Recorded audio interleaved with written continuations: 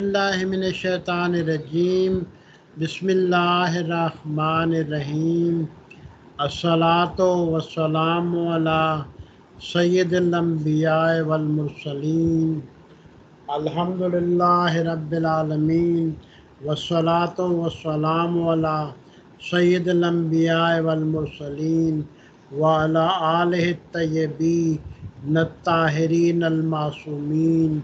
ولعنۃ اللہ علی اعدائہم اجمعین من الآن الی قیام یوم الدین۔ تو آج کا ہمارا جو پہلا لیکچر ہوگا اس میں ہم انشاءاللہ اصول فقہ کے بارے میں تھوڑا سا ڈسکس کریں گے۔ تو آج جو سلسلے میں دوسرا لیکچر تھا تو اصول فقہ میں ہم اصل برات کے بارے میں ڈسکس کر رہے تھے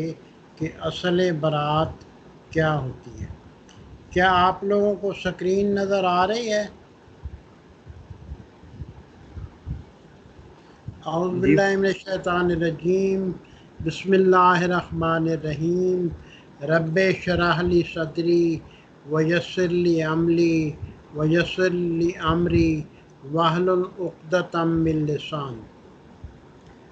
تو اصول فقہ میں جو احکام ہوتے ہیں اس کے ہمارے اہل بیت کے مکتب فکر کے نزدیک اس کے چار منبع یا چار سورسز ہوتی ہیں، ٹھیک ہے۔ سب سے پہلے جو اصول کی سورس ہوتی ہے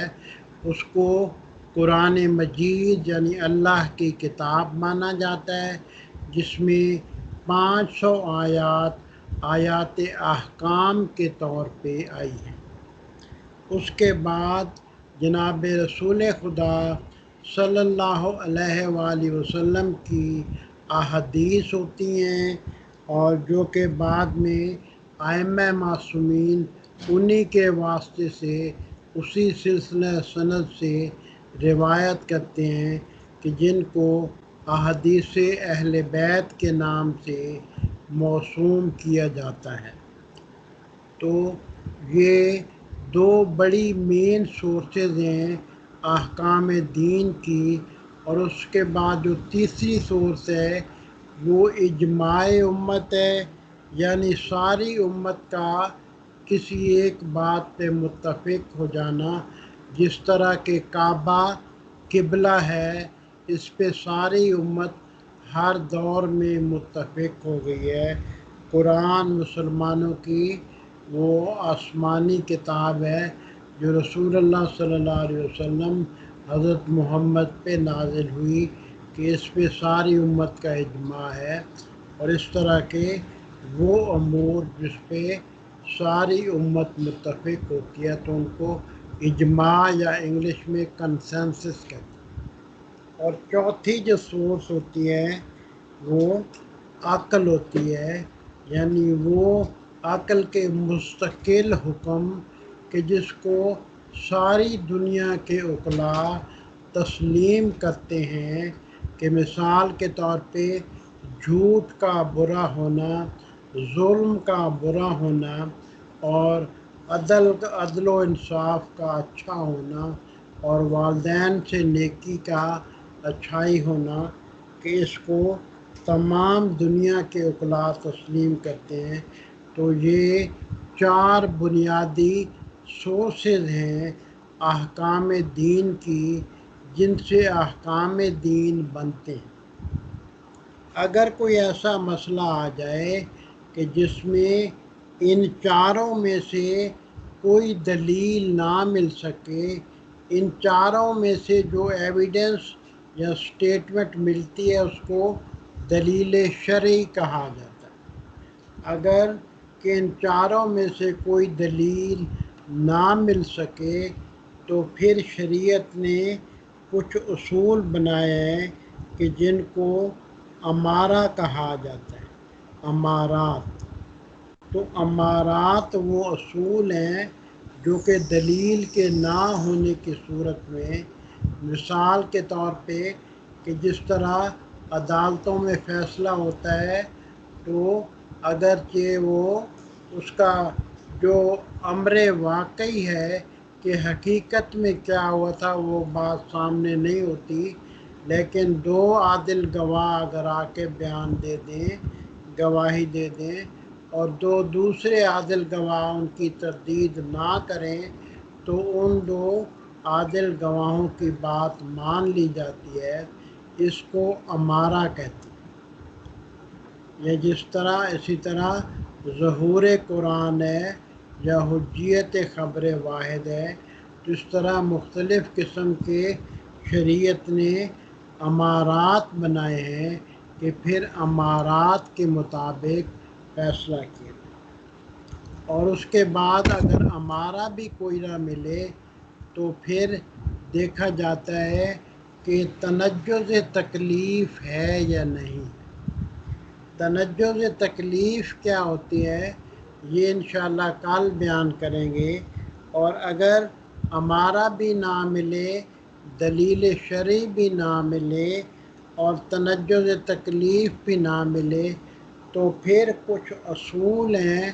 جو شریعت نے بنائے ہیں کہ وہ ان کے مطابق فیصلہ ہوتا ہے، ان کو اصول عملیہ کہا جاتا ہے۔ تو اصول عملیہ میں سے پہلا اصول برات ہے،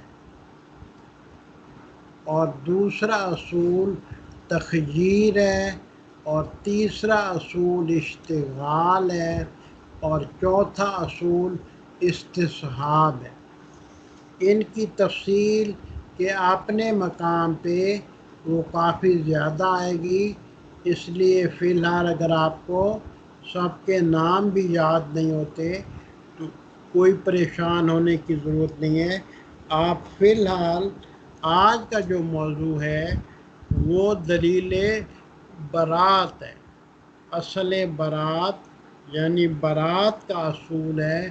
کہ کن دلائل کی بنیاد پہ کہا جاتا ہے کہ براءت کا اصول احکام دین کے لیے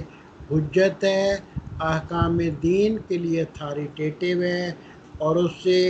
احکام دین حاصل کیے جا سکتے۔ تو جو ادلۃ البراءت ہیں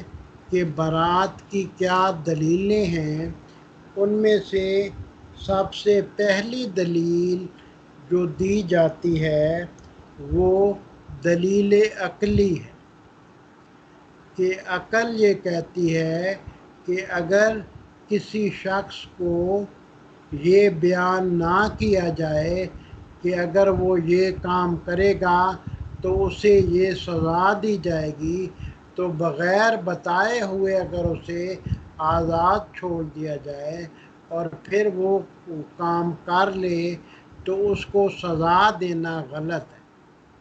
کیونکہ سزا دینے کے لیے ضروری ہے کہ پہلے اصول بتا دیا جائے کہ اگر یہ کام کیا جائے گا تو پھر اس کی یہ سزا ہوگی۔ اس کے بعد اگر کوئی نافرمانی کرتا ہے اپنے آقا کی، مثلا کوئی نوکر ہے،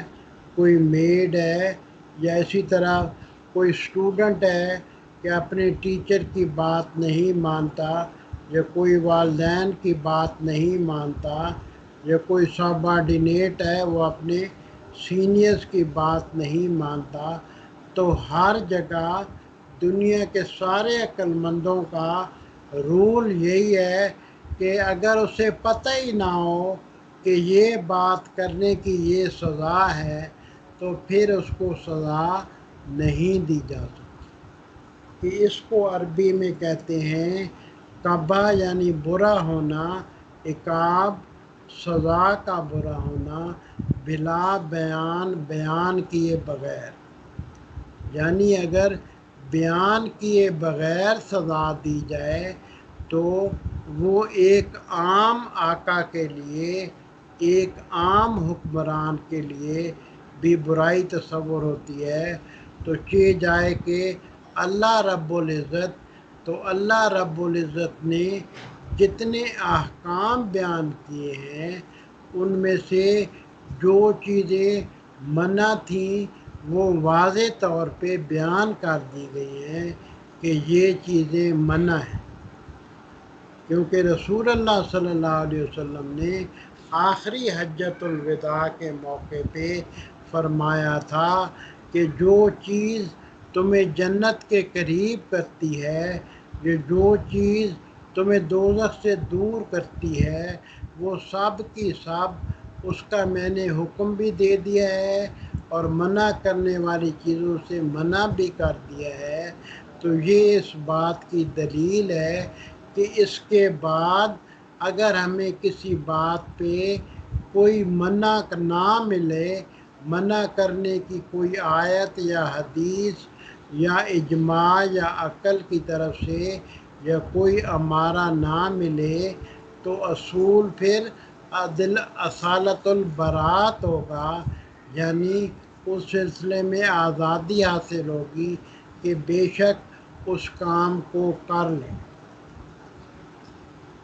اب یہاں پہ کچھ علماء نے اختلاف کیا ہے، اکا دکا علماء نے،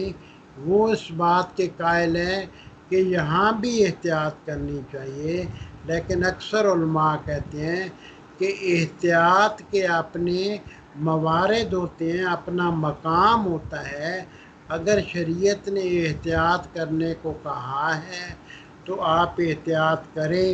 اور اگر احتیاط کرنے کو نہیں کہا ہے تو پھر آپ احتیاط نہ کریں، آپ کے لیے احتیاط کرنا ضروری نہیں ہے۔ اس لیے جو علماء اصول برات کے قائل ہیں انہیں اصولی کہا جاتا ہے، اور جو علماء اس صورت میں بھی احتیاط کے قائل ہیں انہیں اخباری علماء کہا جاتا ہے۔ تو ادلۃ البراۃ میں سے سب سے پہلی دلیل جو ہے وہ قبح عقاب بلا بیان ہے، کہ بغیر بیان کیے ہوئے کسی شخص کو سزا دے دینا یہ بری بات ہے، یہ عدل کے خلاف ہے، یہ صحیح نہیں ہے۔ تو اس دلیل پہ جو اصول برات بنتا ہے اس کو برات عقلی کہتے ہیں۔ اسی طرح اگر کسی حدیث کی بنیاد پہ ہم اصول برات پہ دلیل قائم کریں گے تو اس کو برات شرعی کہیں گے۔ جس طرح مثلاً ہم نے کل حدیث رفع کے بارے میں بیان کیا تھا کہ اس امت سے 9 چیزوں کا مواخذہ اٹھا لیا گیا ہے، تو حدیث رفع کو اگر برات کی دلیل کے طور پہ بیان کیا جائے تو اس کو برات شرعی کہیں گے۔ تو یہ قاعدہ جو کہ ہمارے اصول فقہ میں موجود ہے کہ قاعدہ قبح عقاب بلا بیان، یہ اصول برات کو بیان کرتا ہے۔ اس کے مقابلے میں ایک دوسرا قاعدہ بھی ہے جو کہ وہ فقہ میں استعمال ہوتا ہے۔ وہ قاعدہ یہ کہتا ہے کہ اگر کہیں پہ کوئی نقصان پہنچنے کا اندیشہ ہو، پاسبلٹی ہو، احتمال ہو، تو اس نقصان سے بچنا چاہیے، اس سے احتیاط کرنی چاہیے۔ اس کو کہتے ہیں قانون دفع ضرر محتمل الاحتیاط، کہ اگر کہیں پہ نقصان پہنچنے کا اندیشہ ہے کسی کام کے کرنے میں، کہ مثال کے طور پہ مثال دی جاتی ہے کہ ہم جو ہے کہ اگر کوئی دوائی استعمال کر رہے ہیں یا کوئی کھانا کھا رہے ہیں اور اس کے بارے میں پاسبلٹی ہے، احتمال ہے کہ شاید اس میں زہر نہ ملا ہو، اگر یہ کوئی اس میں پاسبلٹی دکھا دے تو پھر احتیاط کا تقاضا یہ ہے کہ اس غذا کو، اس دوائی کو استعمال نہ کیا جائے تو یہاں پہ یہ دوسرا قانون استعمال ہوتا ہے کہ جو کہ نقصان سے بچنے کا قانون ہے، کہ وہ احتمالی نقصان کہ جس کا نقصان کافی زیادہ احتمال ہے اس کے ہونے کا، کہ اس سے بچنا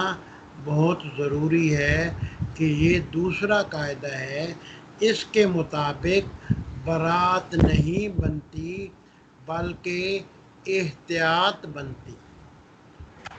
لیکن یہ دونوں قوانین آپس میں کبھی کبھی اکٹھے ہو جاتے ہیں اور کبھی کبھی آپس میں ایک دوسرے سے ٹکرا جاتے ہیں۔ جب یہ دو قانون احتیاط اور برات آپس میں ٹکرا جائیں تو اس کو تعارض کہتے ہیں۔ اصول فقہ کی زبان میں اس کو تعارض کہا جاتا ہے۔ اس تعارض کو حل کرنے کے لیے ایک اصول کو ترجیح دی جاتی ہے، ڈومیننٹ کیا جاتا ہے، اور دوسرا اصول جو ہے اس کو اس کے نیچے رکھا جاتا ہے۔ تو ایک اصول جس کو ترجیح دی جاتی ہے اس کے مطابق فیصلہ کیا جاتا ہے۔ مثال کے طور پہ کہ اگر نقصان ہونے کا اندیشہ بہت زیادہ ہو، جس طرح زہر کی مثال دی ہے، تو اس صورت میں جو قاعدہ دفع ضرر ہے، دفع ضرر محتمل ہے، کہ وہ جو پاسیبل نقصان کا زیادہ نقصان ہونے کا احتمال سے بچنے والے قاعدے کی احتیاط ہے، وہ قاعدہ قبع بلا بیان یعنی اصول برات کے قاعدے پہ حکومت اس کی ہو جائے گی، یعنی اس کا دائرہ زیادہ وسیع ہے اور اس کا برات کا دائرہ زیادہ تھوڑا ہے۔ تو اس کو کہتے ہیں کہ ایک قاعدے کی، ایک اصول کی دوسرے کے اوپر حکومت قائم ہو گئی، یعنی ان کا جو سفیر ہے ان میں سے ایک کا ایکسٹینسو ہے اور دوسرے کا شارٹر ہے، تو اس لیے جس کا ایکسٹینسو ہے اس کو پریفر کیا جائے گا اور اس کے مطابق فیصلہ کیا جائے گا۔ مثال کے طور پہ کہ دیوانے کی غیبت کرنا یا بچے کی غیبت کرنا آیا حرام ہے یا نہیں ہے،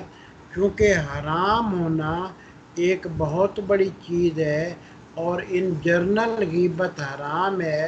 اور اگر کسی کو شک ہو جائے کہ اب دیوانے کی غیبت حرام ہے یا حلال ہے، یا بچے کی غیبت حرام ہے یا حلال ہے، تو قاعدہ دفع ضرر محتمل کہ احتیاط والا قاعدہ وہ حکومت کرے گا اور برات والا قاعدہ اس کے نیچے دب جائے گا۔ تو اس طرح کہ یہ دو طریقے ہوتے ہیں۔ بعض کے نزدیک کہ اس کو حکومت نہیں کہا جاتا بلکہ یہاں پہ ورود زیادہ بہتر لفظ ہے، یعنی ایک دلیل دوسری دلیل کو آ کے بالکل اٹھا دیتی ہے تو اس پہ وارد ہو جاتی ہے، تو اس کو ورود کہتے ہیں۔ کہ جیسے کوئی امارہ آ گیا اور اس نے وہ اصل عملی یا برات عقلی کو بالکل ختم کر دیا، کہ اس کی اپلیکیشن کو ختم کر دیا، تو یہ ورود ہو گیا اس دوسری دلیل کا، یعنی دوسری دلیل غالب آ گئی، دوسری دلیل اس پہ وارد ہو۔ تو اس طرح کے اصول فقہ میں مختلف فیصلے کیے جاتے ہیں کہ اس کو کہتے ہیں کہ سالبہ با انتفاع موضوع، یعنی جو ٹاپک تھا وہ بھی ختم ہو گیا، کہ دوسری دلیل اس طرح سے آئی کہ پہلی دلیل کا ٹاپک ہی ختم ہو گیا، یعنی اس نے نیگیٹ کر دیا۔ سالبہ کا مطلب ہے نیگیٹو سینٹینس آ گیا، کہ جس نے پازیٹیو سینٹینس کو بالکل نیگیٹ کر دیا، تو اس کو سالبہ با انتفاع موضوع کا۔ پھر